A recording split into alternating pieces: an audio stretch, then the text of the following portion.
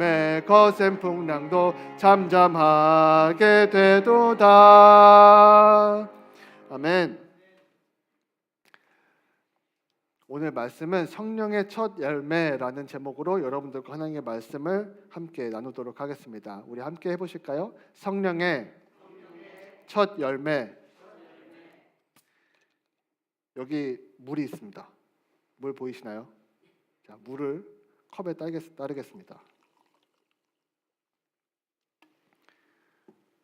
자, 여기에 있는 물은 확실히 물입니까? 네, 이 물은 얼만큼 무겁습니까? 적당히 무겁습니다. 장로님께서 정확하게 얘기해 주셨어요. 왜냐하면 이 물의 무게는 솔직히 중요하지 않습니다.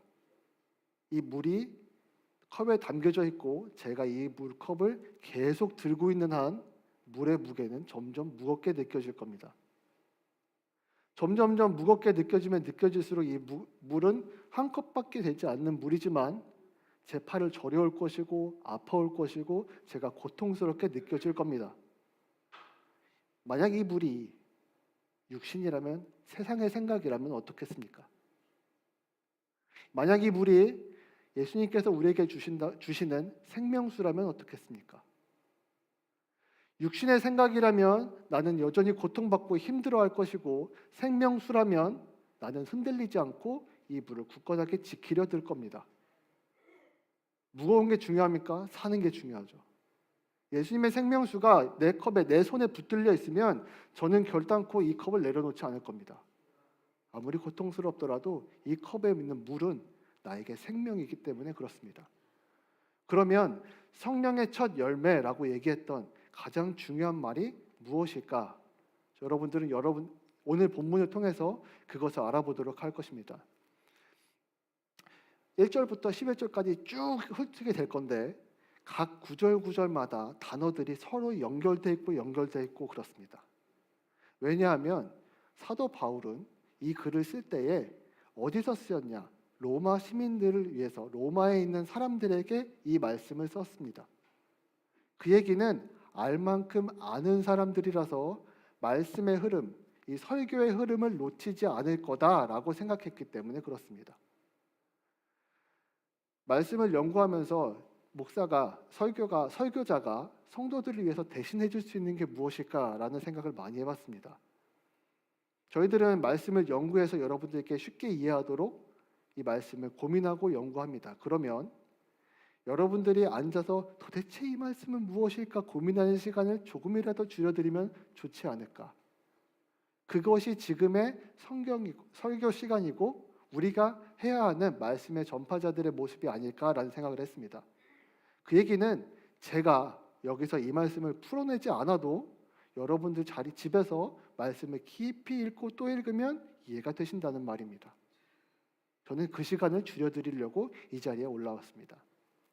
그러면 우리가 오늘 설교에서 가장 중요하게 생각하는 첫 번째 말을 우리 함께 보도록 할 건데, 예수님께서 우리에게 어떠한 것이 되시냐? 생명의 근원이 되는 나라고 표현을 하셨습니다.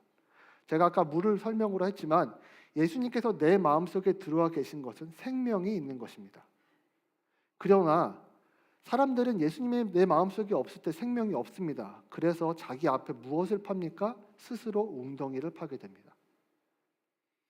예레미야 2장에서 13절에서 이렇게 말씀하신 것 같이 이 웅덩이를 파면 이 웅덩이가 안전하게 나의 물이 되느냐? 그렇지 않습니다. 이 웅덩이는 터진 웅덩이가 됩니다. 예수님이 없다는 것은 그만큼 나에게 큰 위험 부담을 갖고 있는 것입니다. 아니, 위험 부담이 아니라 성경에서는 이렇게 말합니다. 확실하게 말이 안 되는 일이야. 결국에는 모든 것들이 세상 죄로 다시 돌아가고 함께했던 너도 죄로 돌아가게 될 거야 라고 말하고 있습니다. 그래서 우리는 성령, 예수님께서 우리들에게 있을 때에 무엇이 중요한지 가장 첫 번째 되는 열매가 무엇인지를 알아야 어떠한 시험과 역경이 있더라도 내가 살아가는 매일매일의 순간에도 최소한 이거 하나만큼은 내가 지키고 살 수 있는 신앙인, 크리스찬이 될 수 있는 것입니다. 그 말이 1절부터 나와 있습니다. 그리스도 예수 안에 있는 자, 그러므로 이제 그리스도 예수 안에 있는 자에게는 결코 정죄함이 없나니, 우리는 누구 안에 있습니까? 예수님 안에 있습니다. 그런데 우리가 1절부터 11절 볼 때 중요하게 생각해야 되는 단어가 잠깐 나오는데 바로 그리스도라는 뜻입니다. 그리스도는 구원자라는 뜻입니다. 그러면 예수님과 함께 있다라는 얘기는 구원자이신 예수님과 함께 있다는 말이겠죠. 저는 아빠 정현우도 되고 아들 정현우도 됩니다. 그러면 오늘 우리가 첫 열매에서 중요한 포인트가 무엇이냐? 그것은 바로 예수님이 구원자 되신다라는 겁니다. 그러면 그 구원자가 한 일은 무엇입니까? 결코 정죄함이 없다라고 말씀하십니다. 저희는 오늘 이렇게 두 가지를 알아보게 될 겁니다. 그리스도 예수 안에 있는 자가 누구인지, 그리고 정죄함이 없다는 게 도대체 무슨 말인지, 1절부터 11절까지의 이 말씀에는 그것을 모두 포함하고 있습니다. 그러나 위에서부터 밑으로 쭉 읽다 보면, 저도 가끔 그러지만 책을 그냥 쭉 읽으면 정신이 놓아집니까? 안 놓아집니까? 놓아집니다. 이게 뭔 말인가 싶습니다. 그래서 제가 열심히 표시하고 여러 가지 그림을 그려갖고 왔습니다. 그러나 여러분들에게는 빨간색 글씨만 집중하시면 됩니다. 제가 설명을 드리도록 할게요. 2절에는 이렇게 말하고 있습니다. 이는 그리스도 예수 안에 있는 생명의 성령의 법이 죄와 사망의 법에서 너를 해방하였습니다 라고 말하고 있습니다. 그러면 정죄함이 없다라고 얘기한 것은 해방되었다라는 말과 같은 말입니다. 그리고 이 구절에서 가장 중요하게 생각하는 것은 사도 바울이 두 가지의 대조를 놓고 설명을 합니다. 생명의 성령의 법과 죄와 사망의 법이라는 것입니다. 생명의 성령의 법, 그러면 생명이 큽니까? 성령의 법이 큽니까? 헷갈리시기 시작하죠. 자, 성령의 법이 더 큰 범위 안에 있습니다. 성령의 법이 큰 범위 안에 있고 그 안에 생명이 들어 있습니다. 그 얘기는 내가 예수님을 믿고 예수님을 알고 있다고 해서 성령의 법이 자동으로 지켜집니까? 아닙니다. 내가 성령의 법 안에 있다는 것을 확실히 이해하고 그 안에서 생명을 가지고 있어야 내가 성령의 법도 지키고 예수님 그리스도 안에 있는 자가 될 수 있는 겁니다. 예수님은 내 안에 있는데 내가 예수님의 법을 지키지 않으면 우리는 이렇게 얘기합니다. 전문 용어로 후르크 이해하십니까? 가짜입니다. 성경은 분명히 거기에 대해서 지어서 말하고 있어요. 요즘 교회에서는 이렇게 분명하게 얘기하는 걸 굉장히 꺼려합니다. 성도들 기분 나빠할까 봐. 근데 제가 말씀을 연구하고 말씀을 읽으면 읽을수록 이런 생각이 듭니다. 그거 아닌데. 왜냐하면 생명의 성령의 법을 지키지 않으면 죄와 사망의 법을 지키는 자라고 분명히 말하고 있습니다. 사도 바울이 그렇게 우리들에게 이야기하고 있고 성경이 우리에게 그렇게 이야기하고 있습니다. 그래서 이 큰 두 가지의 틀에서 우리는 생명의 성령의 법을 지키는 사람, 생명의 성령의 법을 지키는 사람, 생명도 갖고 있고 성령의 법을 지키는 사람이라고 얘기하는 이것을 우리가 확실히 이해해야 죄와 사망의 법을 더 이상 내가 지키지 않아도 되는구나, 거기에 매여 있지 않아도 되는구나, 나는 해방되었네 라고 얘기할 수 있는 것입니다. 그래서 3절에는 이렇게 말하고 있습니다. 율법이 육신으로 말미암아 연약하여 할 수 없는 그것. 율법이 육신으로 말미암아 연약하여 할 수 없는 그것. 그러면 율법은 육신만 가지고 지킬 수 있습니까? 없습니까? 없습니다. 굉장히 슬픈 일이죠. 그런데 우리도 그리스도인도 육신을 입고 삽니다. 우리 장로님께서 기도하시면서 말씀해 주셨지만 우리가 열심히 살려고 해도 죄 짓게 됩니다. 그 굴레를 벗어날 수가 없어요. 육신으로 말미암아 연약하여서 우리가 율법을 지킬 수가 없습니다. 그런데 우리가 율법을 무시하고 살아야 됩니까? 결단코 그렇지 않습니다. 그것을 하나님은 아십니다. 그래서 곧 죄로 말미암아 자기 아들을 죄 있는 육신의 모양으로, 우리와 똑같은 인자라고 표현합니다. 기독교에서는 예수님을 사람의 모습으로 이 땅에 내려오게 하셔서 육신의 죄를 정하였습니다. 정하였습니다. 여기서는 아까 해방이라는 단어 들으셨죠? 정하사. 이거 정했다가 아니라 정화조 할 때 그 정화입니다. 깨끗하게 하셨다는 뜻이에요. 예수님께서 육신으로 우리 인간의 대표로 오셔서 길을 만들어내셨어요. 죄에서 사망으로 갈 수밖에 없는 그 유일한 길에서 예수님이 갑자기 생명으로 꺾어버리신 거예요.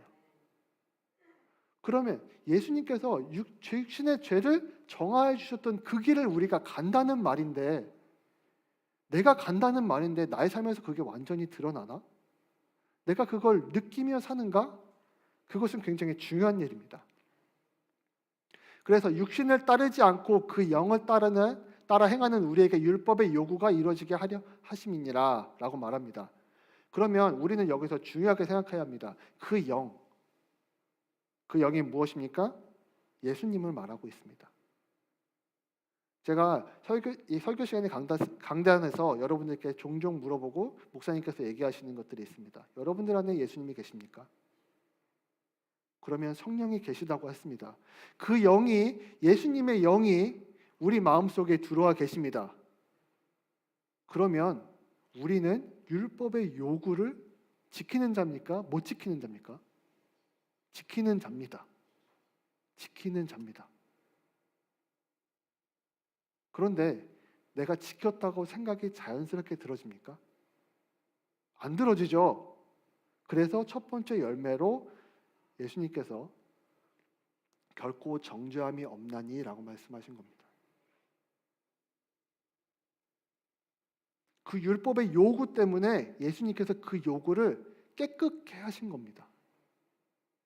너희가 죄를 지을 수 있는 그 길에서 내가 깨끗게 하는 길을 만들어 놨으니 거기로만 다녀라. 그래서 우리가 율법의 요구를 지킬 수가 있는 것입니다. 왜냐하면 그 율법의 요구는 육신으로서는 할 수 없기 때문에 그렇습니다. 그래서 육신을 따르는 자는 육신의 영을 따르는 자는 영의 일을 생각하나니 라고 말합니다. 그리고 육신의 생각은 사망이고, 2절에서도 말했죠. 육신의 생각은 사망이고 영의 생각은 생명과 평안이니라 라고 말하고 있습니다. 그럼 내가 육신으로 사는 것이 좋겠습니까? 영의 생각으로 사는 게 좋겠습니까? 영의 생각으로 사는 게 좋겠습니다. 여기에 차이점은 육신과 영 두 가지밖에 없습니다. 둘 다 생각하는 겁니다. 그럼 내가 죄악되고 힘들고 고통스럽고 나의 죄 때문에 예수님께 무엇인가 공헌해야 하는 것으로 생각하는 삶이 옳겠습니까? 아니면 예수님께서 나에게 주신 은혜로 말미암아 기뻐하고 겸손한 것이 옳겠습니까? 두 번째가 우리 그리스도인의 삶입니다. 그래서 2절과 차이점이라고 한다면 생명과 평안이니라 라고 얘기했습니다. 2절에는 뭐라고 얘기합니까? 생명의 성령의 법이라고 말하고 있습니다.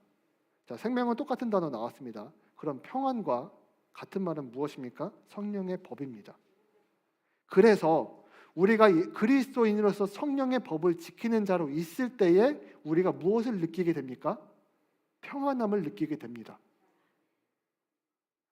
밖에 폭풍우가 몰아치고 있을 때 집 안에 있으면 차 마시면서 이릅니다. 비가 많이 오네. 비가 참 많이 오네. 그런데 그 집에 있지 않고 여전히 밖에 나가 있는 자는 그런 감상에 젖은 말을 할 수 있습니까? 없습니까? 없습니다. 성령의 법이 이러한 역할을 하는 겁니다. 내가 비록 죄인입니다. 죄인이면서 나를 정하게 하셨고 나에게 정죄함이 없다고 말씀하셨는데 이해가 안 되신다면 오늘 부디 이해하시기 바랍니다. 예수님이 여러분들 안에 계시다고 하는 말은 바로 이런 뜻입니다. 7절입니다. 육신의 생각은 하나님과 원수가 되나니 하나님의 법에 굴복하지 아니할 뿐 아니라 할 수도 없음이니라. 왜냐하면 그들에게 그리스도가 없기 때문에 그렇습니다. 그러면 하나님과 원수가 되는 건 왜요? 왜 하나님과 원수가 돼요? 죄의 길은 사망이니까요. 죄의 길은 사망이니까요.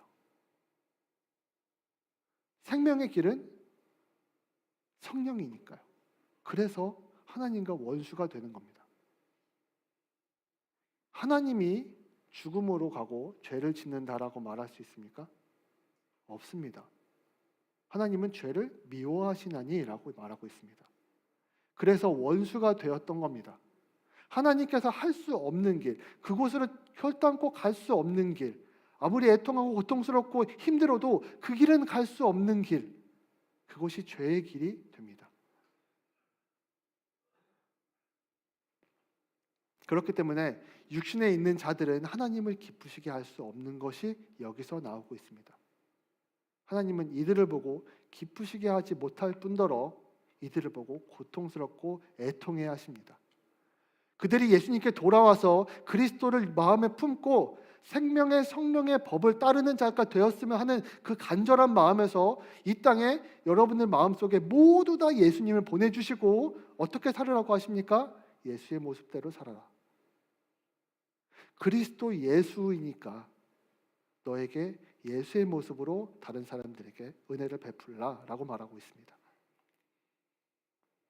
우리 9절 함께 읽어볼까요? 시작. 만일 너희 속에 하나님의 영이 거하시면 너희가 육신에 있지 아니하고 영에 있나니 누구든지 그리스도의 영이 없으면 그리스도의 사람이 아니라. 아멘. 이제 확실히 아시겠죠? 여러분들 안에 예수님이 있다는 것이 무엇인지. 예수님의 영은 본문에서도 말하고 있지만 하나님의 영입니다. 하나님의 영. 이 땅을 창조하시고 예수님을 죽음에서 부활케 하신 그분이 영입니다.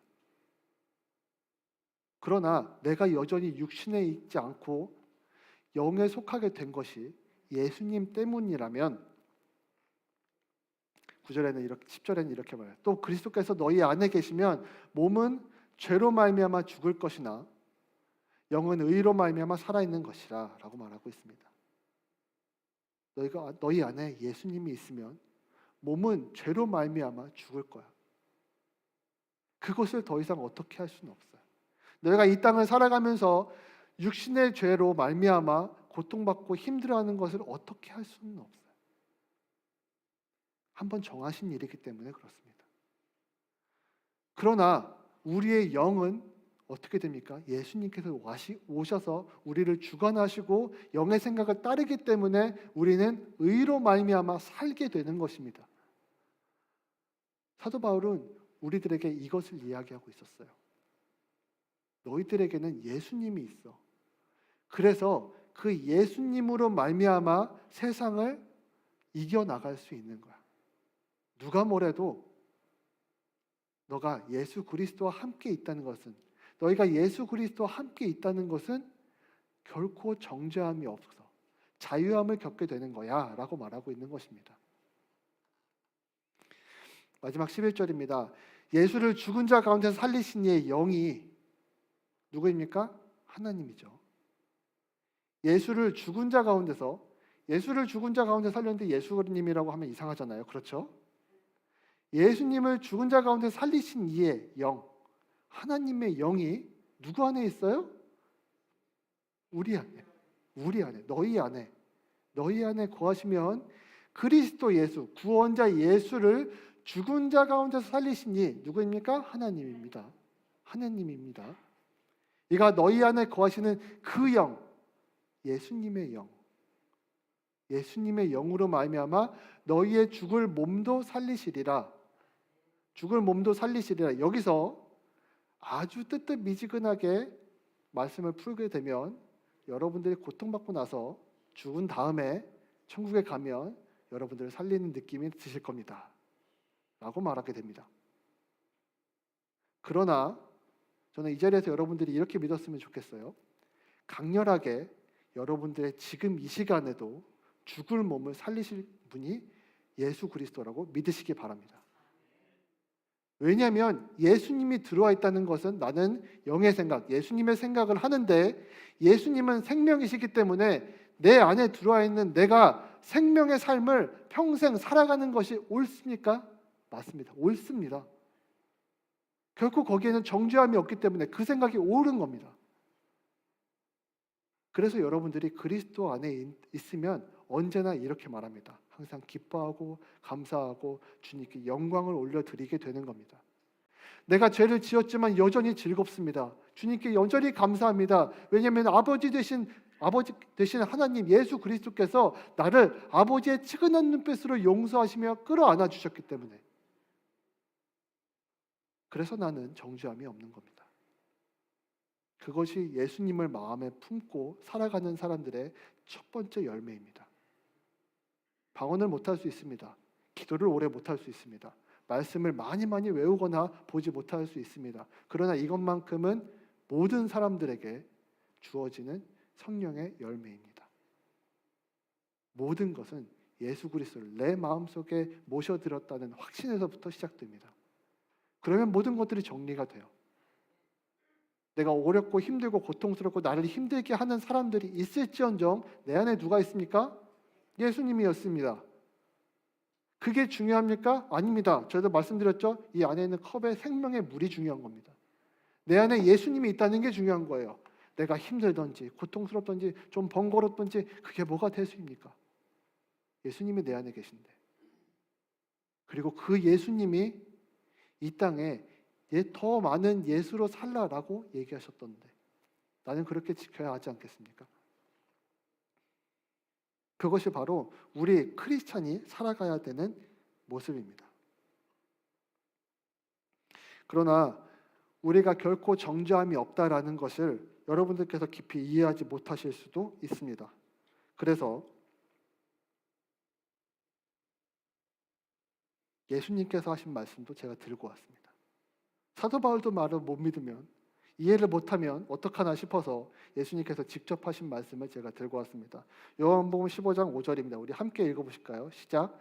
나는 포도나무여 너희는 가지라. 그가 내 안에 내가 그 안에 거하면 사람이 열매를 많이 맺나니 나를 떠나서는 너희가 아무것도 할 수 없습니다. 아멘. 예수님을 떠나서는 우리가 아무것도 할 수 없습니다. 그 얘기는 무엇입니까? 예수님이 내 안에 있으면 나는 무엇이든 할 수 있습니다. 가시밭길도 불구덩이도 고통스러운 어떠한 길도 천국 복음을 향한 길도 나는 갈 수 있습니다.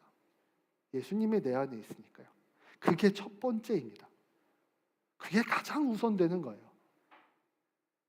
예수님께서 오죽하면 내가 그 안에 그가 내 안에 라고 말씀하셨을까요? 오늘 집중력이 있으신 분들은 이해하실 겁니다. 1절부터 2절에는 그리스도 안에 있는 자라고 말했고 11절에는 뭐라고 말합니까? 10절에는 그리스도께서 너희 안에 계시면이라고 말하고 있습니다. 이해가 되십니까? 예수님께서 한 말을 사도 바울은 11절이나 되는 말로 풀었습니다. 그리고 사도 바울보다 조금 덜한 저는 30분 동안 풀었습니다. 그러나 아무 생각도 않고 교회 왔다 갔다 하시는 분은 얼마나 오래 걸릴까요? 부디 오늘 말씀을 기점으로 여러분들께서는 예수님이 내 안에 있다는 것이 무엇인지 분명히 구분하시고 결코 흔들리지 마시기 바랍니다. 여러분들께서는 예수님을 마음에 들인 생명의 성령의 법을 지키는 사람들입니다. 안 지키는 건 더 이상 생각할 것이 없습니다. 성경에는 정죄함이 없다고 했기 때문에 나는 거기서 생각을 끊어내고 살아야 됩니다. 옛사람이라고요? 버렸으니까요. 옛사람은 버렸으니까요. 이제 지금 이 순간부터는 예수님이 있으니까요. 놀이공원 갈 때 티켓을 밖에서 들고 있을 수 있습니다. 티켓을 매표소 직원에게 보여주고 들어가는 순간 나는 어디에 있습니까? 놀이동산에 있습니다. 밖에서 놀이동산에 그 환호성 지르고 기뻐하는 그 사람들을 보고 즐거워하면서 와 부럽다. 천국을 가는 사람들은 저런 사람만이 가는 거지 라고 아쉬워할 필요가 없습니다. 예수님이 내 안에 있으면 이미 나는 예수님과 함께 즐거운 놀이동산에 함께 있는 겁니다. 그 마음으로 여러분들은 흔들림 없이 성령을 기뻐하시고 힘든 순간에도 예수님과 함께 동행하며 사시는 것을 삶의 낙으로 여기시기 바랍니다. 우리 함께 기도하도록 하겠습니다. 사랑해 주님 감사합니다. 오늘 이 시간 예수님께서 우리에게 주신 거룩한 복음을 가지고 우리가 살려고 합니다. 이 복음으로 우리가 예수 그리스도를 마음에 품고 살아가는 것을 기쁨의 삶으로 살아가게 하여 주시옵소서. 우리 주여 한번 외치신 후에 우리 다 함께 기도하도록 하겠습니다.